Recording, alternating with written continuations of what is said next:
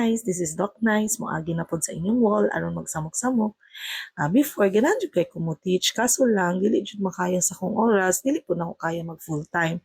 So nahuna-hunan ako nga mag-lecture na lang ko through online, magbuhat ko PowerPoint, din ako i-discuss. So kaniyo say na jud ko yung mga sayop masulti kay spontaneous sa maguni ako, wala ko ga practice. Pag man ako buhat og PowerPoint, magdiretso na din ko yaw-yaw. So now let's begin. So let's learn diabetes mellitus. So very common ni siya sa tuang mga lolo ug lola. Mo nang ganan ko ni-discuss aron na pwede idea atong mga apo ug anak kung unsay nahitabo sa ilahang lolo ug lola nga nagsakit og diabetes. So, una na tong pangutana, unsa dining diabetes mellitus? Unsay unang mosulod sa imong una-una? Di ba pag makadungog tag diabetic patient, ang unang mosulod sa imong una taas ang sugar sa iyang lawas, which is very true. Increase yung glucose content in the blood. So, natay duha ka klase nga diabetes mellitus.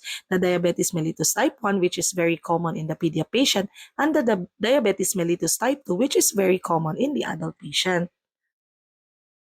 So, nganong magka-diabetic man ang bata nga dili man unta kaayo sila dako, di pa kay sila tambok, unya mas paspas pam pod ang ilang metabolism. So, the common cause of the diabetic mellitus type 1 is guba daan imong beta cells. So, unsay gamit ni beta cells? Kana si beta cells nana sa imuhang pancreas.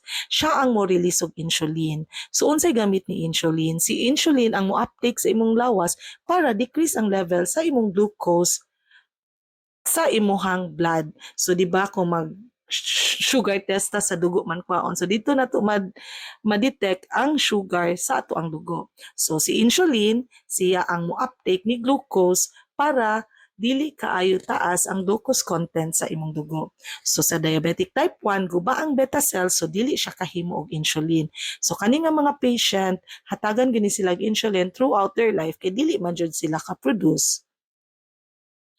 So type 2 diabetes. So unsa may common cause nganong magka-diabetic ang mga adults? So usually acquired gini siya through our bad practices. So example, increase atong carbohydrate intake. Kusog kita mo kaog sweets like chocolates, cakes, mga carbohydrates, pastas, pancit, rice. Unya kusog pa jud kita mo inom og soft drinks and coffee nga 3-in-1 kanang daghan kay sugar. Maskin mag-Milo butangan pag yung sugar. So mutaas atong glucose intake, carbohydrate intake. So unsay mahitabo inig abot sa imong carbohydrates sa imong lawas, ma-degrade siya into glucose. So imuhang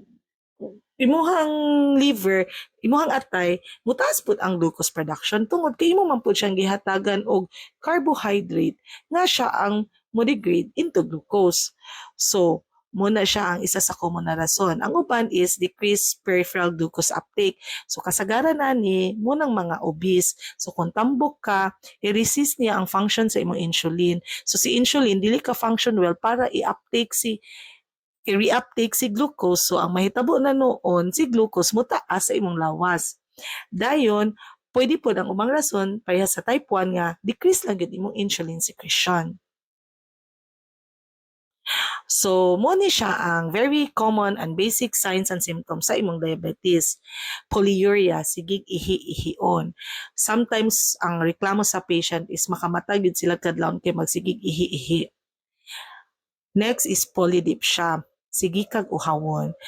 Actually, nganong uhawon ang patient, it's because taas kay ang glucose sa ilang lawas mo na mangita siya tubig para kanabitang osmolarity nga principle. Osmosis na principle, familiar mo ana. So munang atong lawas mangita gid siya water tungod kay kataas og sugar content sa lawas. Next is the polyphagia, meaning permi siya gutmon. Murag permi siya maski bago siya ni kaon taod-taod gutom mo na pud siya magsige siya crave. It's because tungod na kay ang glucose ang iyang brain murag magsige pangita og glucose. Next is unexplained weight loss. Niniwag kalit ang pasyente, walay rason nganong niniwang siya kalit. So kana magduda pud ka nga basin diabetic na siya. Or non-specific malay, meaning kapoy lang yun imong lawas without any reason, like wala kahilante, tingala lang ka nga, permi kapoy imong lawas. So, usually 3 to 4 of these symptoms na gani na siya, dakog chance nga diabetic atong patient. So unsaon man nato pagkabalo if diabetic atong patient? So first is magpakuha ta, magpa-test ta mo ato ta sa doktor para hatagan kag request. Dayon mo ni ang basic test ipangay sa doktor. Number 1 is ang FBS. So mo gini siya ato ang kanang test to check if diabetic ba ang patient. So mag-fasting ang pasyente, 8 to 10 hours din mo kaon, matos laboratory, magpakuha og dugo. If mulapas gani siya 126, diabetic ka na siya, diagnose na siya as diabetic. Ang other test nato is 75 OGTT. Usually, ginabuhat ni siya sa mga buntis. Pag more than 200 milligrams per DL ilang result, diabetic na ang patient. So, buhatan na ni, mato sila dito, kuhaan sila dugo, painon sila 75 nga percent sa sugar level sa ilahang katong juice, and after 2 hours, kuhaan na po sila dugo to check kung more than 200 milligrams per DL ba siya.